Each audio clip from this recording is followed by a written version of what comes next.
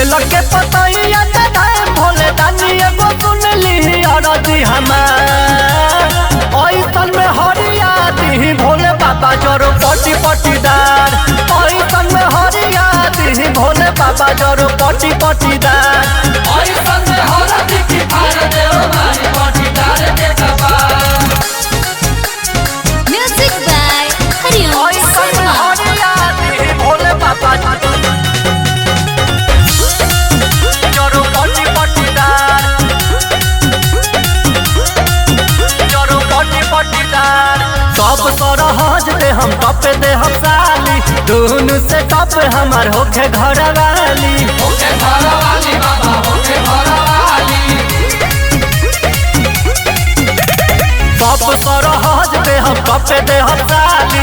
दुनु से टप हमार होखे घर वाली। होके घर वाली बाबा होके घर वाली। लाठी चलावे में तेज दी हो लेवे अकेला ही सबके समान। ऐसन में हरदा की फाड़ी दे मारी पटीदार के कपार। ऐसन में हरदा की फाड़ दे मारी पटीदार के कपार। ऐसन में हरदी की फाड़ देओ मारी पटीदार के कपार। ऐसन में हरिया दी भोले बाबा